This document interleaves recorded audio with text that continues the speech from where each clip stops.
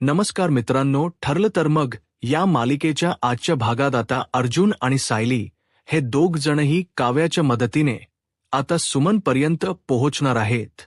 मकर संक्रांतीच्या दिवशीच आता सुमन बिचारी सुवासीन असूनही संक्रांतीच्या हळदी कुंकूसाठी पोहोचली नाहीये, परंतु देवी आईने तिची इच्छा मान्य केली आहे, कारण की संक्रांतीच्या वेळेला सुवासेन हे एखाद्या ठिकाणी अडगळीत पडलेली आहे. ते देवाला देखील मान्य नाहीये, म्हणून आता सायली आणि अर्जुन तिला शोधण्यासाठी निघालेत आणि तिचा पत्ताही सुदैवाने सापडलेला आहे. त्यामुळे आता जेव्हा रांतीच्या दिवशी अर्जुन सायली निघतात, तेव्हा मात्र नागराज हा बरोबर वेळेवर तिथे पोहोचून त्याने सुमनला बाजूला तर केले, परंतु एक वेगळं सत्य अर्जुनच्या समोर आलंय. कारण नागराजने किडनप केले, परंतु हे सगळं नेमकं काय घडलंय ही सगळी गोष्ट आता अर्जुन आणि सायली यांना समजली आहे. त्यामुळे आता ह्या सगळ्याच गोष्टींमध्ये साक्षी ही महिपला भेटण्यासाठी जेव्हा जाणार आहे, तेव्हा नेमकं आता चैतन्य ही साक्षीला बघतोय. त्यामुळे पुढे नेमकं काय घडणार आहे, अर्जुनला आता महिपच्या गप्प बसण्यामागच कारण समजेल का आणि त्यानंतर कशाप अरकारे हे सगळे सूत्र हलणार आहेत, हे सगळे आपल्याला आजच्या या भागात पाहायला मिळेल. त्यामुळे व्हिडिओ अगदी शेवटपर्यंत नक्कीच बघा. तर मित्रांनो, आतापर्यंत आपण मालिकेत पाहत होतो की सायलीच्या घरी हळदी कुंकवासाठी तिच्या सखी आलेल्या आहेत आणि तिच्या मैत्रिणी या तिला खरंच खूप मदत करतायत. म्हणजे त्यांच्याच मैत्रिणींच्या रूपासनेच खरंच देवी घरात आल्यासारखं झालंय. म्हणजे नागराजच्या ज्या काही हालचाली आहेत त्यांच्यावरती अगदी बारीक्स लक्ष काव्याने ठेवून बरोबरच नागराजच नेमकं काय सुरू आहे ते बघितलेलं आहे. म्हणजेच नागराज हाने सुमनला किडनप करून ठेवले आणि त्या ठिकाणचा व्हिडिओ मागून ठेवलाय. त्यामुळे एक मोठंच ट्विस्ट इथे आलेला दिसतोय. आता जेव्हा सायली आणि अर्जुन या दोघांनाही सगळ्या जणी सांगतात की नागराज काकानेच अपहरण केलेलं आहे सुमन काकूच आणि तिला एके ठिकाणी ठेवले आणि तो व्हिडिओही आम्ही मिळवला आहे. आता हे ऐकल्यानंतर मात्र अर्जुनला जबरदस्त असा धक्का बसलेला असतो. म्हणूनच अर्जुन आणि सायली ठरवतात की आता आपण लगेचच निघायचं. संक्रांतीच्या ज्या काही रीतीभाती आहेत त्या पूर्ण केल्यानंतर सायली आणि अर्जुन हे दोघ जणही आता तिथे जायला निघणार आहेत. आणि जेव्हा ते तिथे जायला निघतायत, तेव्हा मात्र अर्जुन आणि सायली यांच बारीक लक्ष खाली आहे, कारण की त्या जागेवर नागराज नाहीये ना याची पूर्णपणे शाश्वती ते करतायत आणि नागराज तिथून निसटलाय हे अर्जुनच्या लक्षात येते. म्हणूनच आता अर्जुनने हे सगळं झाल्यानंतर तिकडच लोकेशन म्हणजे सगळं काही बघण्याचा प्रयत्न केलाय आणि अर्जुन आणि सायली त्या पत्त्यापर्यंत आता पोहोचत आहे. काव्याने अगदी हुशारीने तिथलं लोकेशनही मिळवले. म्हणजे त्याचा जो माणूस असतो नागराजचा त्याच्याकडून तिथं लाईव्ह लोकेशन मागून घेतले. यामुळे त्या लाईव्ह लोकेशनमुळे अर्जुन आणि सायली यांना तिथे पोहोचायला खूप मोठा क्लू मिळाला आणि अर्जुन आणि सायली आता तिथेच पोहोचलेत जिथे सुमनला ठेवलेलं आहे. खरं तर प्रिया ज्या प्रकारे बोलली ते नागराज काका, तुम्हाला इथे काहीच धोका नाहीये, त्यामुळे तुम्ही जाऊन सुमन काकूला बघा, तिथे लक्ष ठेवा आणि अजिबातच महिपच्या पहारेक्यांवर लक्ष ठेवू नका. आता हे सगळं जे त्याला आठवतं आणि तो म्हणतो की आता आपल्याला पुढे जायलाच हो, कारण की सुमन काकू ही आपल्याला जर शोधायची असेल तर आपल्याला नागराज काकाच्या अगोदर तिथे पोहोचायला हो. आणि त्यासाठी अर्जुन आणि सायली आता त्या पत्त्यावर पोहोचतात. परंतु मित्रांनो, नागराज हा इतका शिताफीने वागत आहे की नागराजला समजलंय की अर्जुन आणि सायली तिथून घरातून निघालेत. म्हणजेच नागराज हा इतका चालाक आहे की त्याला बरोबर प्रियाने फोन करून सांगितले की सायली आणि अर्जुन हे दोघे इथून घाईघाईत निघालेत आणि त्यांच्या बोलण्यावरून तरी असं वाटत होतं की त्यांना सुमनचा पत्ता मिळाला आणि म्हणूनच ते दोघंजण इथून आता निघाले. नागराजला कळल्यामुळे नागराज पटकन सुमनकडे पोहोचला आणि सुमनकडे पोहोचून तो तिला तिथून बाजूला करतोय आणि तिला सांगतोय की तुला काय वाटलं की अशी सहजासहजी तू सुटशील, मी तुला असं सुटूच देणार नाहीये. आता सुमन त्याच्यावरती खूप चिडलेली असते. ती म्हणते की हे बघा प्लीज मला सोडा, आम्हाला जाऊ द्या. आणि त्यामुळे मग आता सुमनने असं बोलल्यावर नागराज म्हणतो की नाही, तुला असं कसं जाऊ देणार? अगं किती काही झालं तरीही तुला मला असंच डांबून ठेवायचं आहे. मग प्रियाला इथे टेन्शन असतं की जर सुमन काकू सापडली तर खूप मोठा प्रॉब्लेम होऊ शकतो. एकदा नाग्या अडकला की त्याच्याबरोबर मी पण अडकू शकते, हे तिला अगदी चांगलंच माहिती असतं. आणि त्यामुळे तिला तीच तोंड आता बंद ठेवावं लागत असतं. नंतर मग नागराज हा त्याच वेळेत जाऊन अगोदर सुमन काकूला बाजूला करतो, म्हणजेच त्या गोडाऊनवरून, म्हणजे ज्या जागेवरून ती असते त्या जागेवरून बाजूला करतो. तेव्हा आता सायली आणि अर्जुन हे दोघ जणही ते लोकेशन बघत असतात. आणि ते लोकेशन बघितल्यानंतर सायली अर्जुनला म्हणते की अर्जुन सर आपण इथे जाऊन बघूया. तेव्हा आता त्यावेळेला अर्जुन आणि सायली दोघ जणही ही आतमध्ये जाऊन बघतात. तर तिथे सुमन काकू नसतेच. आता तिथे खुर्ची तर असते. म्हणूनच त्या दोघांना संशय येतो की इथे आता कोणीतरी होतं असं वाटलं, कारण की तिथून खुर्ची ही गायब झाल्यासारखी वाटते. मग सायली म्हणते की अर्जुन सर मग एवढ याच वेळात कोणीतरी येऊन कसं काय सुमन काकूला घेऊन गेलं असेल. त्यानंतर मग अर्जुन म्हणतो की थांब सायली, मला जरा चेक करू दे. तेव्हा आता सायलीला तो शांत करून पुन्हा चेक करायला लागतो की हे लोकेशन कुठे आसपासच तर नाहीये ना, म्हणजे आणखी आजूबाजूला कुठे सुमन काकूला ठेवलं असेल तर. तेव्हा मात्र त्यांची भ्रमण निराशा झालेली असते. सुमन काकू सापडत नाहीये. याच टेन्शन आता सायलीला आलेलं असतं. आता काय करायचं हा प्रश्न तिला पडतो. सायली म्हणते की अर्जुन सर आता समजत नाहीये काय करायचं. पण तेवढ्यातच तिच्या डोक्यात एक ट्यूब पिटते. ती म्हणते की अर्जुन सर तुम्हाला आठवते आपल्याला काव्याने सांगताना काय सांगितलं होतं? नागराज काका फोनवर काय बोलत होते? या सगळ्या गोष्टींची मला आता आठवते. आपल्याला काव्याने काय सांगितलं होतं की जसं महिप्तला किडनप केलं होच ना, तसं करू नको. महिप्त बघितला कसा सुटला आणि तो पोलिसांच्या ताव आवडीत गेला.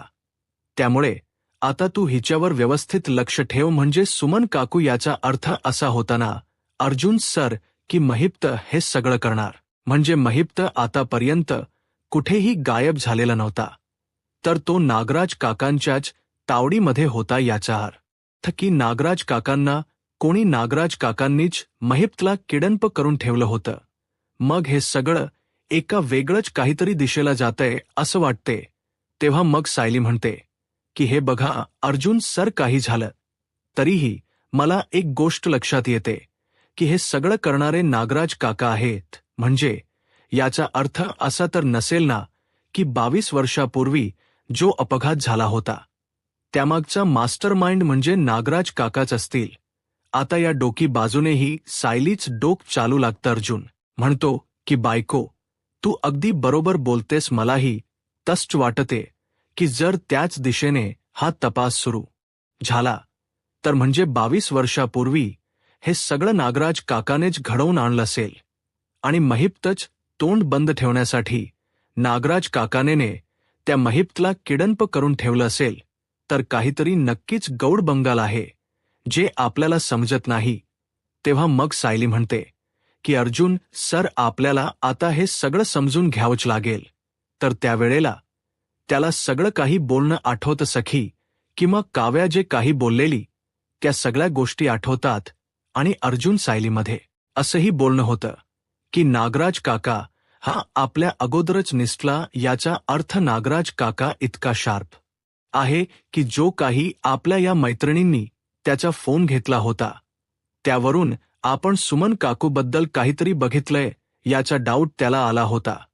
आणि त्यामुळेच तो इथून निसटून गेला. म्हणजे काव्याने जे काही ऐकलं किंवा त्याचा फोन घेतला त्यावरून नक्कीच त्याला काहीतरी संशय आलेला असणार आणि त्यामुळे तो असं करत होता.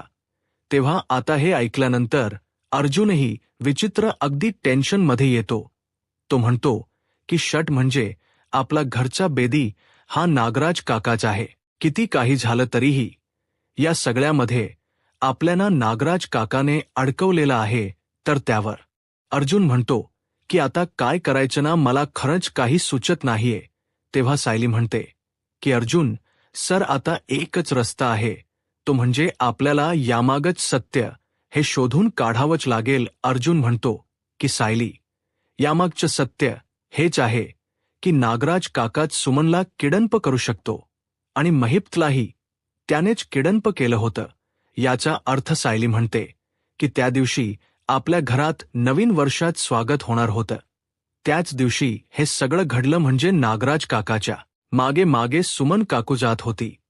त्याच वेळेला तिला असं काहीतरी कळलं असणार आहे, ज्यामुळे नागराज काकाने तिला किडनपट करून ठेवली. अर्जुन म्हणतो की आता यावर एकच उपाय, म्हणजे आता हे सगळं विचारायचे, ते म्हणजे महिप्तला विचारून या सगळ्या गोष्टी मला कन्फर्म करायच्या आहेत. आता महिप्तला मी अशा प्रकारे घोळात घेतो की त्याने नागराजच नाव म्हणजे घेतलंच पाहिजे. आता चैतन्य आणि अर्जुन दोघंही त्या मिशनवर निघतात. म्हणजे काही झालं तरीही नेमकं महिप्तकडून सगळं सत्य उघडून घ्यायचं की नक्की काय यामध्ये. जर महिप्त सामील म्हणजेच नागराज सामील असेल तर मात्र त्याला अजिबात सोडायचं नाही. एकदा की महिप्तची स्टेटमेंट घेतली त्यानंतर नागराजला आपण डांबू शकतो आणि सुमन काकूचा पत्ता काढू शकतो. हे सगळं आता ठरतं. त्यामुळे अर्जुन हा महिप्तला सगळं विचारण्यासाठी जातो. आता तो महिप्तला विचारायला गेलेला असताना पुन्हा महिप्त काहीच तोंड उघडत नसतो. महिप्त म्हणतो की काय सारखं अर्जुन सुभेदार अहो, तुम्ही पोलीस आहात की वकील आहात, नेमके सारखं मला तुम्ही तेच विचारून तुम्हाला काय वाटतंय की तुम्हाला मी तुमच्या प्रश्नांची उत्तर देईल का? तर नाही, असे अजिबात होणार नाहीये. मी तुम्हाला सांगितलंय की हे सगळं मीच केलं. तेव्हा मग अर्जुन म्हणतो की ठीक आहे, जर हे सगळं तूच केले असं तुझं म्हणणं आहे तर मग शिक्षा एकटाच भोगायला तयार. या सगळ्यासाठी मी तुला एकच शिक्षा देईन, ते म्हणजे फाशी. आणि तू ज्या गोष्टीसाठी तोंड मंद ठेवले ना, ती गोष्ट तुला सांगावी लागणार, म्हणजे लागणारच. मपत आता गप्प बसतो. तो त्याच्या डोळ्यात पुन्हा विचारांचं सूत्र सुरू होतं. तो विचार करतो की जर मला फाशी झाली तर माझ्या लेकराच काय होणार, म्हणजे माझं लेकरू कुठे बघणार, काय करणार? कारण हे असे नागराज आणि प्रियासारखे गिधाड तिच्या आजूबाजूला असतील तर मग तिचं काही खरं नाही. त्यांना पैसा हवाय आणि माझं लेकरू एकट पडेल, असा विचार महिप्तच्या डोक्यामध्ये फिरायला लागतो.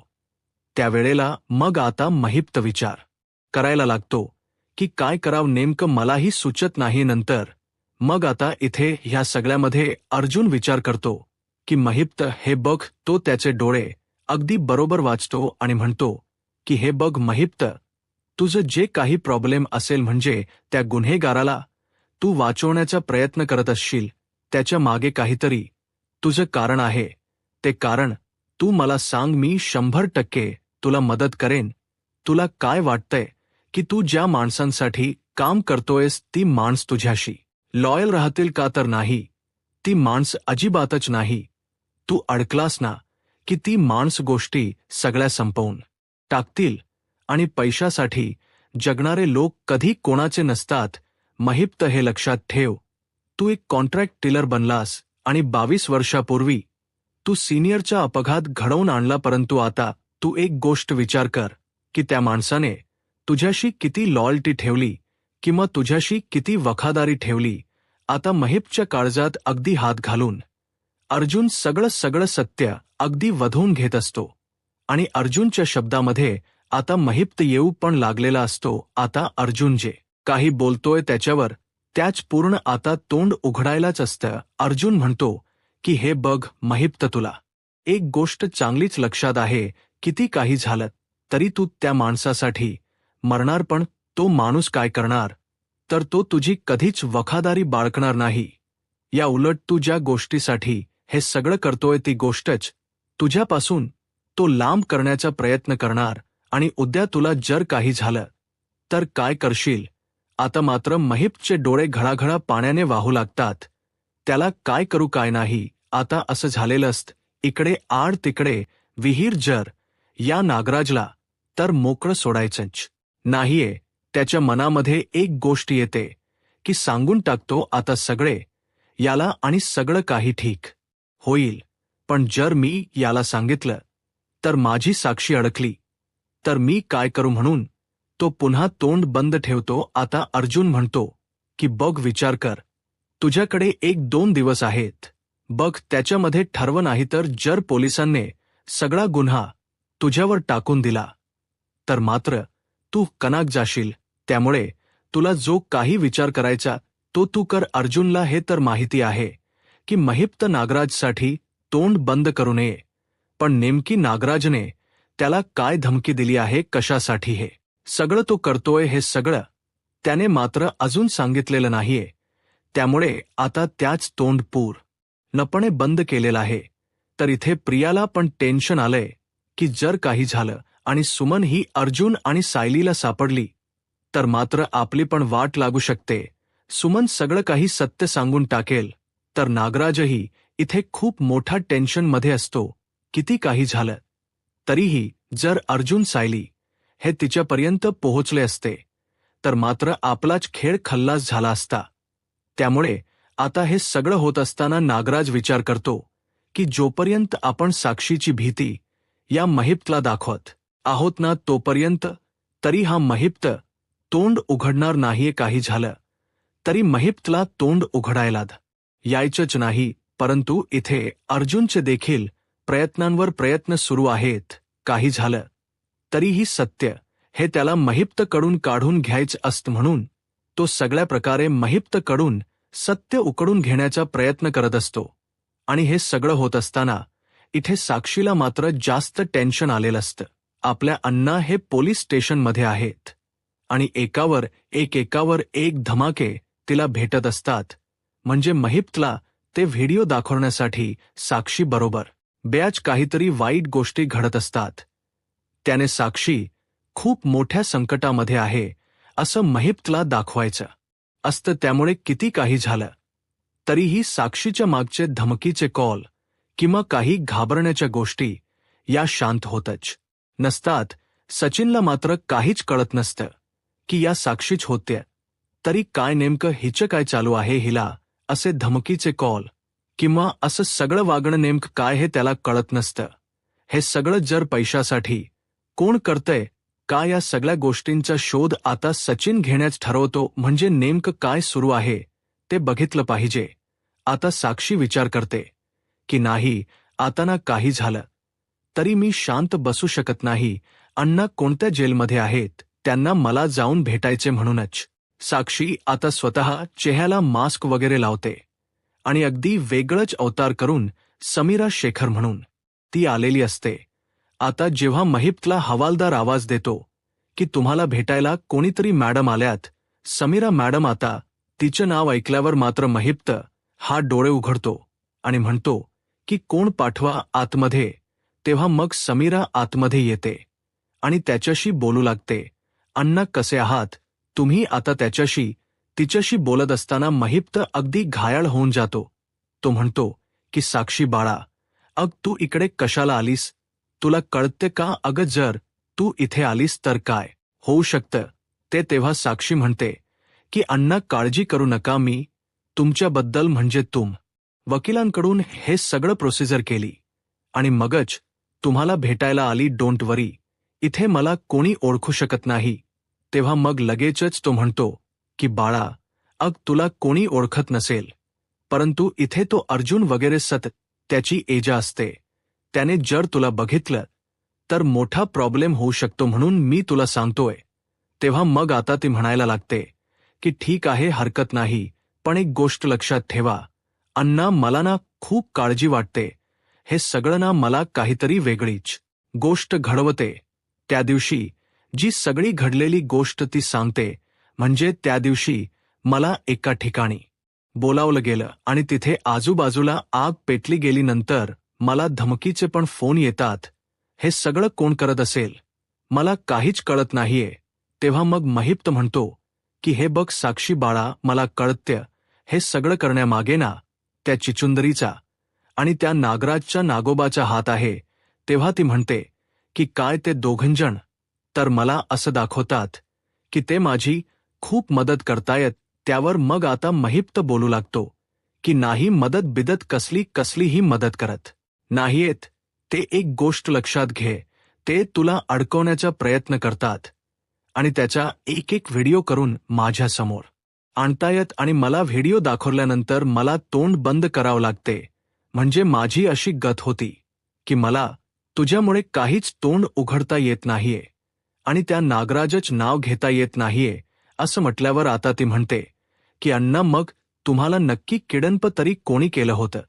त्यावेळेला महिप्त म्हणतो की बाळा मला किडनप केलं होतं ते म्हणजे त्या नागराजने, त्या नागोबाने किडनप केले आणि ते सगळं त्या प्रियाला पण माहीत होतं. त्यानंतर मग आता ती म्हणते की म्हणजे त्या लोकांनी तुम्हाला किडनप केलं होतं आणि एकीकडे मला असं दाखवत आहेत की तुम्ही म्हणजे हे सगळं करतायत ते तुम्ही लपून करताय म्हणजे मला भेटण्यासाठी हे सगळं सुरू आहे. तेव्हा मग अण्णा म्हणतात की नाही हे बघ साक्षी बाळा, तू मोठ्या संकटात अडकली, मी पण इथे अडकलो. त्यामुळे एक गोष्ट लक्षात घे, तू त्या लोकांपासून जितकं लांब राहता येईल तेवढं लांब राहा. आणि मी तर म्हणतोय की तुला आपल्याला घर बदलता येतील तर ते बदलून घे आणि सचिन सोबत वेगळीकडे राहा. काही झालं तरीही आता ही सगळी गोष्ट आता महिप्त हे साक्षीला सांगतो आणि मी माझं किडनपिंग झालं होतं, पण मी आता जेलमध्ये आहे, तू अडकायला नको म्हणून तू तिथून आता निस्ट. बाकी त्या नागोबाच काय करायचं ते मी बघतो, त्याला चांगलाच अडकवतो.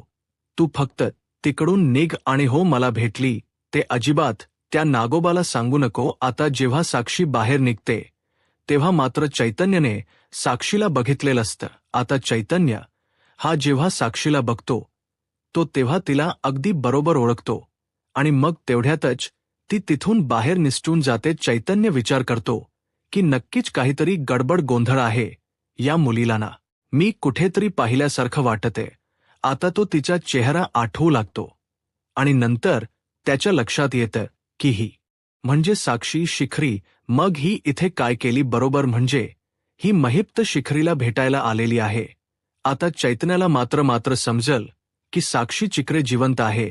आता अर्जुन आणि सायली यांना हळूहळू लक्षात येणार की नागराजच्यामुळे महिप्त का बरं गप्प बसलाय. आता महिप्तच गप्प बसण्यामागच कारण त्यांना समजलंय आता नेमकं पुढे काय घडणार आहे, कशा प्रकारे अर्जुन आणि सायली सगळ्या गोष्टींचा तपास लावणार आणि साक्षी जिवंत आहे म्हणून महिप्त तोंड उघडत नाही. तर मग नेमकं नागराजला ते कसे अडकवणार आणि सुमनला कसे सोडवणार, आता पुढे काय होईल हे पाहायला आत्ताच माझा महाराष्ट्र या यूट्यूब चॅनलला सबस्क्राईब करा. धन्यवाद.